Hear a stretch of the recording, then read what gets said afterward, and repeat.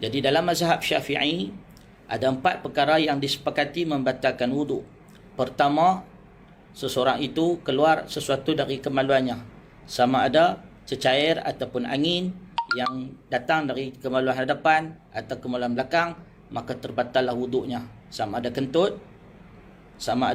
kentut itu berbunyi atau sekadar mengeluarkan angin, maka batal wuduknya.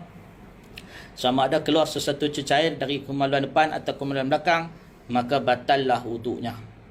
Baik, bagaimana dengan sekiranya yang keluar dari kemaluan depan bagi wanita, iaitu keputihan?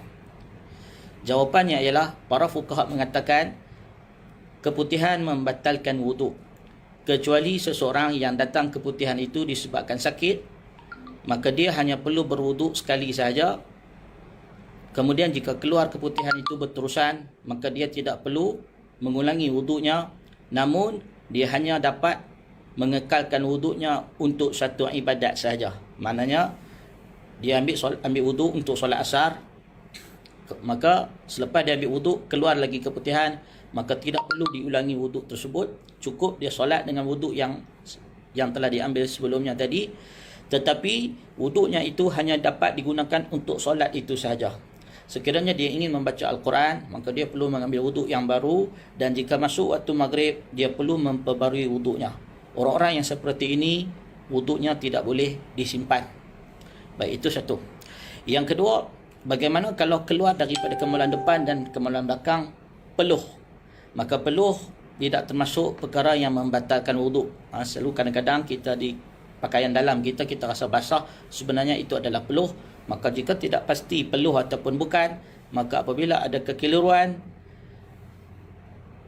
la yuzalu syak, al-yakin, keyakinan atau hukum yang asal, la yuzal, tidak akan tercabut dan terangkat dengan sekadar syak. Ini dalam kaedah fiqh, apabila kita sedang beribadah, kita mesti berasaskan kepada yakin. Ibadah didirikan dengan yakin. Sekadar ragu-ragu keluar cecair atau najis daripada kemaluan depan atau belakang, tidak pasti, kemungkinan peluh dan sebagainya, selagi ada keraguan, kaedahnya ialah al-aslu baqa' kamakan, kekal hukum asal, iaitu suci dan tidak najis. Tapi ustaz, kita kena ambil ihtiyat, hati-hati. Sebab tu saya sebut semalam dalam perbahasan fiqah, apa tujuan kita nak mengaji fiqah ni? Kalau kita tujuan nak mengaji fiqah ni bagi nak menyusahkan kita dalam beribadat kepada Allah, maka itu bukan fiqah yang hendak dibawa oleh Nabi, hendak dibawa oleh agama ini. Tapi fiqah yang diajarkan oleh Nabi adalah sesuatu yang berbentuk memudahkan umat Islam. Jadi sebab itu kita perlu beribadah kepada Allah dengan cara yang diajar oleh Nabi, dalam keadaan memenuhi ciri-ciri sifat ajaran agama itu sendiri yang berbentuk at-taisar, memudahkan manusia. Jadi sebab tu kalau setakat ragu-ragu keliru tentang sesuatu najis atau tidak, kembali kepada hukum asal, al-aslu baqa' kamakan. Kembalilah kepada hukum asal bahawa ianya tidak najis. Itu satu. Baik. Perkara yang kedua yang membatalkan wuduk di sisi mazhab Asy-Syafi'i ialah zawalul aqli bin naumi aw ghairihi. Hilangnya akal disebabkan tidur atau selainnya. Sebab mabuk ke, sebab pengsan ke, sebab terkejut ke, sebab tertidur ke. Maka hilangnya akal sebab tidur dan sebagainya, kata para ulama, batal wuduk bagi orang yang tidur, kecuali orang yang tidur dalam keadaan tetap punggungnya. Dia tidur dalam keadaan papan punggungnya tetap di atas lantai, tidak beralih papan buntut atau papan punggungnya dari tempat duduk. Baik, ini hanya dalam mazhab Syafi'i. Saya sebut ini hanya dalam mazhab Syafi'i yang mensyaratkan seseorang kalau dia tidur, selagi mana papan punggungnya tidak berubah, maka selagi itulah wuduknya tidak batal. Tetapi dalam mazhab yang lain, seperti mazhab Abu Hanifah, mereka berpendapat bahawa jika seseorang itu tidur walaupun sekejap, maka wuduknya batal. Dalam mazhab Hanafi, sesiapa yang tidur walaupun sekejap, wuduknya batal. Begitu juga dalam mazhab Imam Ahmad, yang mensyaratkan bahawa tidur seseorang itu tidak membatalkan wuduk jika tidurnya adalah sekejap. Mana kalau dia terlelap sekejap, dia terjaga, wuduknya tidak batal.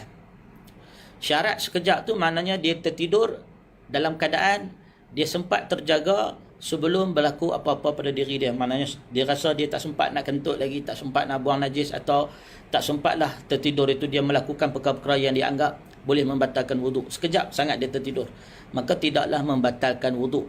Dalam mazhab Imam Ahmad, dia tak peduli kita tidur tu dalam keadaan papan punggung tetap atau tidak. Yang penting tertidur sekejap, maka tidak batal.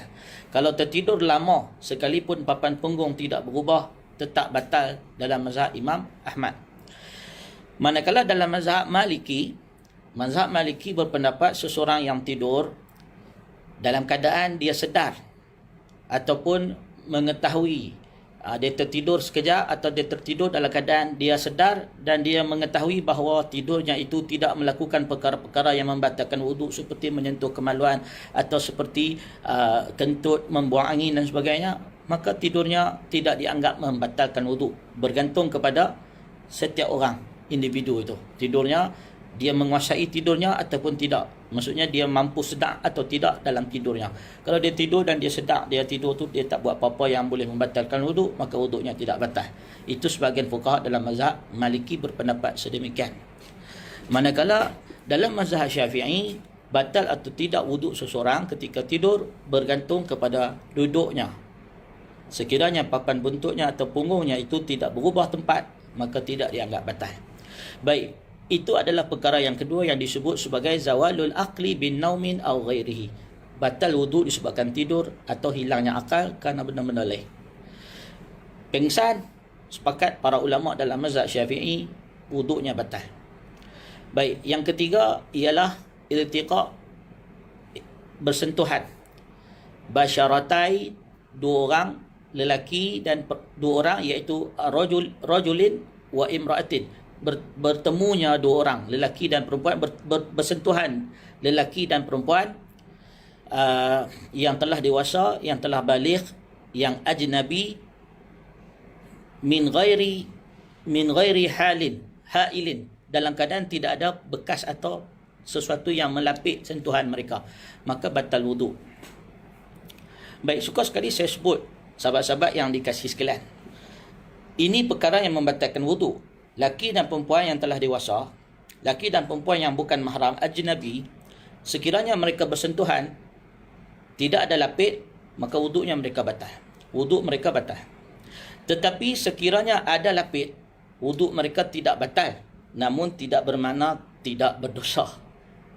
Contoh, kita pergi pegang orang perempuan, pergi rabah orang perempuan, dia pakai baju lapik, tak kena kulit, kita rabah dia daripada luar, walaupun tidak membatalkan wuduk, tetapi beroleh dosa. Jadi sebab tu laki dan perempuan tak perlulah salam. Ada orang dia nak bersalam juga dengan laki perempuan, dia pakai sarung tangan. Sekalipun pakai sarung tangan, itu hanya menyebabkan wuduk tak batal, tetapi tidaklah menyebabkan dosa terhalang. Berdosa jugalah sebab sentuh kulit. Kalau tak sentuh kulit pun berlapik, walaupun tak sentuh kulit, merasai kesedapan ataupun merasai syahwat dengan menyentuh tubuh badan wanita yang bukan mahram tetap haram, walaupun dengan berlapik.